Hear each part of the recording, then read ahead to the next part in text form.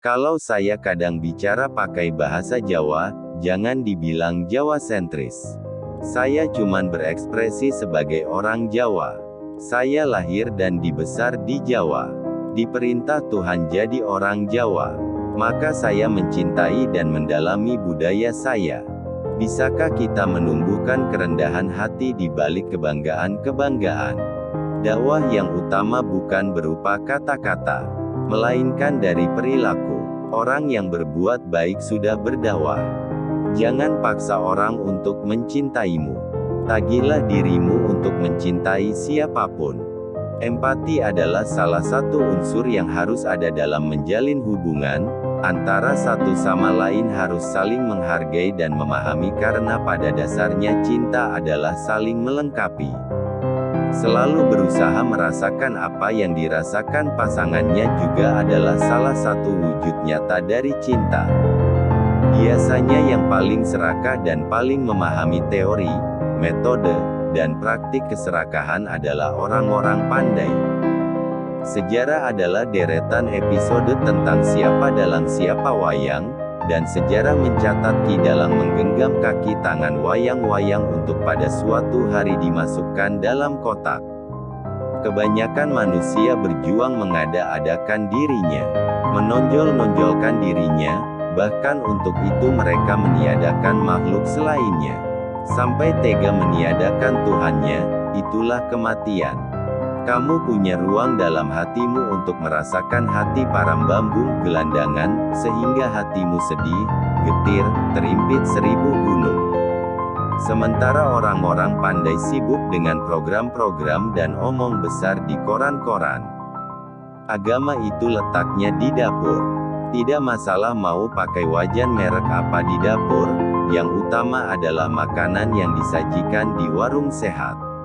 Maka ukuran keberhasilan orang beragama bukan pada salat atau umrahnya, melainkan pada perilakunya. Dunia ini masih dipimpin oleh orang yang lebih memilih kenyang meskipun dijadikan budak, daripada lapar tapi bertahan harga dirinya. Kebanyakan orang tak bisa tidur, mereka hanya tertidur, karena sepanjang siang dan malam hari mereka diberati oleh dunia.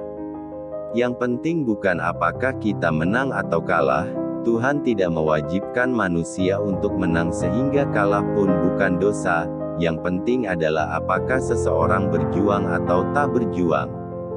Agama kurang diperkenalkan sebagai berita gembira dan janji cinta, melainkan sebagai tukang cambuk, pendera, dan satpam otoriter. Agama diajarkan kepada manusia agar ia memiliki pengetahuan dan kesanggupan untuk menata hidup, menata diri dan alam, menata sejarah, kebudayaan, politik. Hakikat hidup bukanlah apa yang kita ketahui, bukan buku-buku yang kita baca atau kalimat-kalimat yang kita pidatokan, melainkan apa yang kita kerjakan, apa yang paling mengakar di hati, jiwa dan inti kehidupan kita.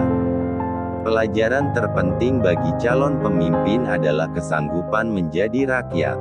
Barang siapa sanggup menjadi rakyat yang baik, itulah pemimpin yang baik. Maksudnya, sikap mental seorang pemimpin haruslah sikap mental kerakyatan. Engkau bisa mencintai meskipun tanpa cinta. Salah satu unsur cinta dewasa adalah empati. Kalau kekasih kita haus, kita yang gugup mencarikan air minum. Kalau kekasih kita terluka, perasaan kita yang mengucurkan darah.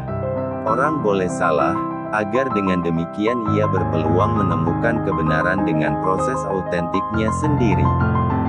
Cinta bukanlah bertahan seberapa lama, tetapi seberapa jelas dan kemana arahnya. Hanya sunyi, yang sanggup mengajarkan kita, untuk tak mendua. Kesedihan boleh ada, tapi jangan ada kebencian kepada siapapun.